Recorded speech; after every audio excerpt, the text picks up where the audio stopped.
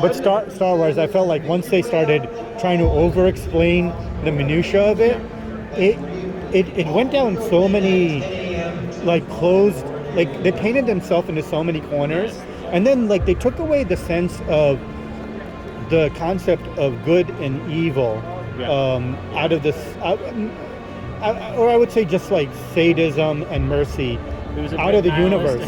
Yeah, and now it's more like, okay, are you of the right bloodline? You know what I'm saying?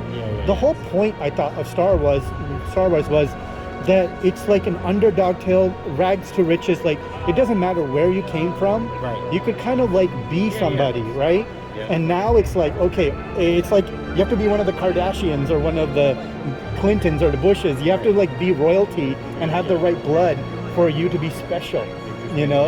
And, to me, I don't know if that's reflecting sort of like this myopic exceptionalism that Hollywood believes in or what, but it's just misguided, you know, for sure. Yeah, I agree. Yeah. No, and you know, if you want to, have you seen the movie The Mist? Yes. I thought that was great. It was great. You never see everything. And it actually had a cool ending compared to the book's ending. Yeah. That's like a fascinating movie. I had a great ending too. But I like that actor a lot. He was in this movie called Thursday. That was like his first breakout movie. It's kind of like a Pulp Fiction-y type movie. But I always thought he would have been great as like a Highlander or as Conor McLeod in Highlander. But it's. So when I you know, Magic and Gateway, I really wanted it to be mysterious. And so the only thing that you can that makes it a little less mysterious is there are these things called runestones. Mm-hmm. They were invented by the Masons, who were the ones that founded the city. And they made them so that people who weren't natural magic users could practice magic, right? Mm-hmm. But then, you know, in the storyline, the chancellor, the current chancellor of the city, doesn't like that, and he feels it's a blasphemy, right? So he makes them illegal, and so it forces all the wizards to practice the craft underground. The thing that I wanted to do is the magic systems. I didn't want it to seem over systematic, you know, the way magic was. So there are just these large themes, or schools of magic, and I don't try to explain exactly how it works. It's just you know, if you're really good at creating spells that deal with birds and flocks of birds, then you're an ornithomancer, you're a birdman. Right. You know, and that's just what you're naturally inclined for. So I wanted to kind of give it the same kind of feel like just creativity. Work within a framework, but leave a lot of stuff just sort of in the open at the same time. Yeah, I like that. Yeah, that's the thing. Like, what's one thing I do appreciate about Mandalorian, and I wish other fantasy movies would do this, is sort of exploring the underbelly or the criminal side, or sort of the part of the world that where not a lot of the main events happen, but where sort of the black market lives. Where, you know, they were working on a Star Wars game where it was mostly supposed to be about the criminal underworld. They canceled it before they got bought out by LucasArts. Got bought out. But they were just, every level you went down, it was reminiscent of in the prequels when Anakin and Obi-Wan are chasing that one assassin through the city. You know, it was very sort of like a little Fifth Element-y, you know, a little Blade Runner-y. And that's like the part of the world that doesn't get a lot of play, but is rife with like really, really cool stories. Speaking of which, you just reminded me, I just recently rewatched Blade Runner again. Yeah, I just rewatched it a week and a half ago. Yeah, it's on Netflix now. The final.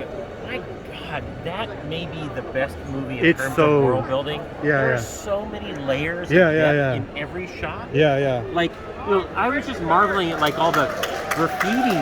You know, like he makes a video call when he's in a bar at one point, and the screen is just like covered in filth and like graffiti, and we're like, yes, that's what it actually would be like.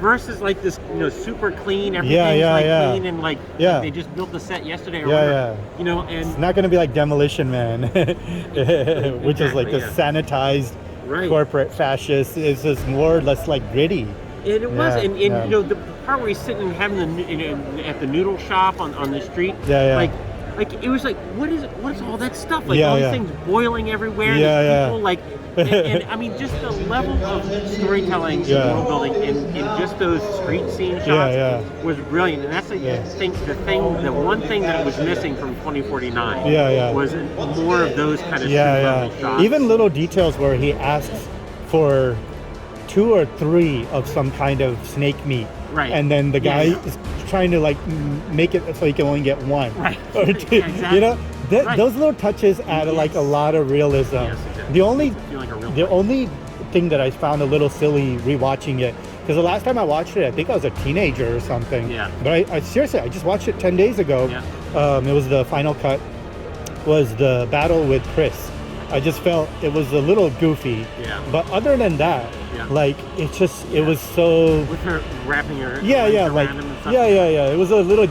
It reminded me of there was a James Bond where he Yes. almost got crushed Yeah, by yeah, like yeah. somebody's Yeah. thighs. Yeah. but I'm not gonna disparage Daryl Hannah. Sorry. Yeah. Sorry, I was trying to hit